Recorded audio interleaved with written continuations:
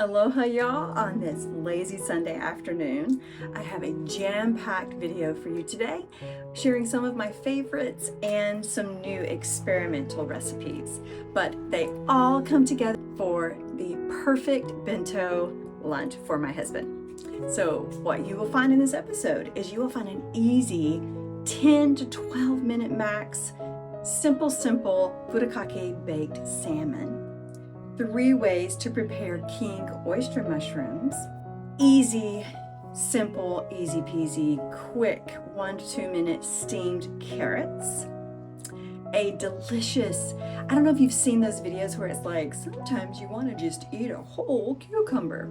Well, it's kind of a take on that, and it's my version of a cold cucumber recipe. So delicious. Oh, shredded cabbage and ponzu sauce. I think that's it. Yeah, I think that may be all I have in this episode, but it's packed. Before we jump into the first recipe, please like and subscribe. I just really appreciate your support. Stay tuned. You're not going to want to miss any of these recipes. First, I want to show you this bento box that I found on Amazon. It has this elastic band that holds it all together, and the lid, there's all the utensils. And then if you notice this little plastic tab in the corner, that helps create a leak-proof seal on both containers. Now you notice there's dividers on each of these containers, and those are removable. Now first, here is the Furikaki salmon that I am putting on top of just freshly made rice, sprinkling a little bit of sesame seeds, just a little extra. Then next is the king oyster mushrooms. In this bento, I put 2 different varieties, the sauteed and then the garlic butter, and now some shredded carrots and a little bit of shredded cabbage. To add a little bit of flavor to the cabbage and to the carrots, I just added a drizzle of ponzu sauce. I just thought it just added a little bit of extra. Now, you place the lid on, push it down, engage the leak-proof seal little tab in the corner, and you're good to go. Now, for the second layer, I'm including the yummy cold cucumber salad that I made. It just adds just such a refreshing treat, and some sliced apples. And there you go, a substantial, nutritious lunch, all packed up and everything included, ready to go. Slip on the elastic band and it is ready for your lunch bag for a substantial, leak-proof, wonderful, cute, nutritious bento. Okay, now we're going to dive into the world of king oyster mushrooms. If you've never tried these amazing mushrooms, I encourage you. They are becoming one of my favorite ingredients for both flavor and versatility. I thought I'd share some fun facts while I slice these babies up. First, king oyster mushrooms are not actually related to oysters. They're named for their thick, meaty texture, which is so satisfying that people often use them as a meat substitute. They cut them like this and they kind of have a steak-like consistency. Fun fact number 2, these mushrooms are a great source of protein, fiber, vitamins like B vitamins, and minerals like potassium. They're also low in calories and fat, making them a nutritious addition to any meal. Fun fact number 3, in some cultures, king oyster mushrooms have been used in traditional medicine for their potential immune-boosting and anti-inflammatory properties. They contain antioxidants, which may help protect against certain diseases. Fun fact number 4, king oysters are super rich in umami, that fifth savory taste. This makes them a great ingredient in vegan and vegetarian dishes to add that meaty depth of flavor. Fun fact number 5, king oyster mushrooms hold their shape and size when they're cooked, so this makes them the ideal ingredient to use where presentation matters.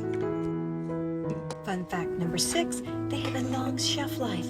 Compared to other mushrooms, king oysters have a longer shelf life. Their sturdy structure helps them stay fresh in the fridge for a week or more if stored properly. And I've experienced this because I bought some at the store and then just couldn't decide how to make them and then got busy.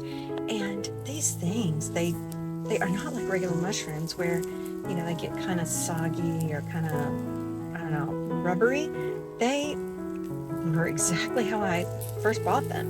And so, yeah, I'm super grateful for that, because sometimes I buy mushrooms and I don't know, I just don't get around to cooking them, and then they spoil, and I hate having to throw them out. So this was a lifesaver that they have a long shelf life.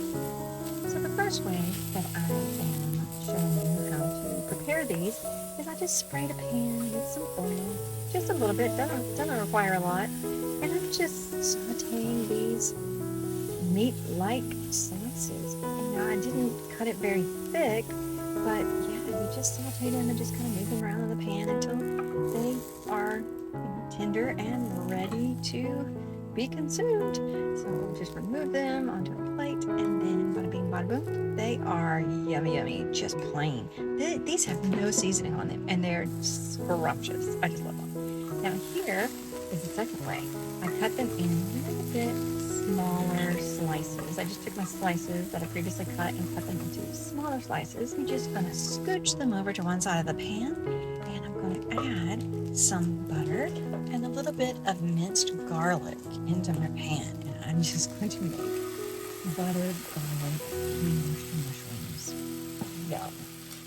I love anything with butter and garlic, so this is just a bonus. These are so delicious. They just absorb all of the flavor, and it's just amazing. You can probably do teriyaki or any kind of other sauce. Now, this is the third way I'm going to prepare these. I'm shredding them like meat, like a chicken breast. Basically, this is how you can shred a chicken breast also. Just take a fork and just kind of it takes a little bit to kind of get it started with the shredding, and it probably would have been easier if I had not already cut them into strips. You probably can just do the whole mushroom and just shred it, but that's what I had, so I'm going with it. I just put a little bit of salt, just put a massage, and it doesn't really require a lot, because again, these mushrooms are just so delicious on their own. And I'm going to air fry them. You just pop them in the air fryer and just put them on the French fry setting, or like, I don't know, 350 for like, I don't know, 5-6 minutes. Really super simple, and it just comes out super crispy and just yum. Now for easy peasy steamed carrots. First, take a potato peeler and just remove the outer skin. Now you can leave that on if you want, it's totally preference. And then I stick a skewer or a chopstick in the end to save your fingers, and use my little shredding tool to shred the carrots into fine little shreds. It's really quick and easy. Then put them in a glass bowl, cover with a glass saucer, and microwave for 2.5 minutes. Done! For this cold cucumber salad, you only need cilantro, green onions, your cucumbers, and crispy garlic chili oil. Yum. First, you take your cucumbers and just trim off the end very slightly, and then using a mandolin, just slice it up. When you get to the end, I just thread it into this part to save and protect my fingers. And if you don't have a mandolin, you can try to do it with a knife. It's no problem. I just happen to have this mandolin, and it just made it really fast and easy. And I put it in this plastic container, and that was just one cucumber that filled the whole thing. Now, fun fact about green onions. Growing up in the South, we only ate the white part of the onion. I never ate the green part. We would cut the green part and toss it and eat the white part of the onion. It wasn't until I got married and moved to Hawaii and started learning how to cook various recipes and learned how to use the green part of the onion. So yeah, that was a pretty interesting thing that I realized. So you just dump it all in with your cucumbers. This is a pretty much dump and shake and you're good. So for the cilantro, I know some people like to take the leaves off the stem, but for this recipe, after washing thoroughly all of these items, you just dice it up. I just cut it in these really small pieces, and I just like the added flavor that the stem gives it, and I don't want to fuss with having to take off just the leaves. It doesn't hurt anything to leave the stems on for this recipe. It actually just adds more flavor. And there you go, just dump it in and you're good to go. Now, I realized at this point that my container is too small, so I got a bigger jar and I'm just transferring everything. So sorry about that. Give me just a minute to get everything transferred to my jar. and you just stuff it all in. I just leave a little bit at the top because it will just all settle down. And be sure that you stir up your chili, spicy, garlic chili oil stuff and just scoop it in. I love this stuff, so I just put extra. Put however much you want, and it's a really forgiving recipe. There really isn't a recipe. Just dump and shake. And there I had crispy garlic chips. I love those things. I just add them to salads. I just add them to everything. Put the lid on, shake, get a little workout in. Once everything gets all mixed magically together, then just pop it in the fridge for a couple of hours or overnight, and it just, so delicious. You are going to want to make this and try it. It is so yummy. Now for some really super quick shredded cabbage. My husband loves extra veggies. Here we have two beautiful wild salmon fillets. I got these at Costco, and I like doing 2 at a time because it keeps well in the fridge, it reheats well, and we end up eating it really fast because it's just so good for you. So line your pan with aluminum foil, and then you're going to pat your fillets with paper towels and just cover a light thin layer on top with whatever sauce you want. I used a sriracha mayo here, but you can also use softened butter and just spread it on top.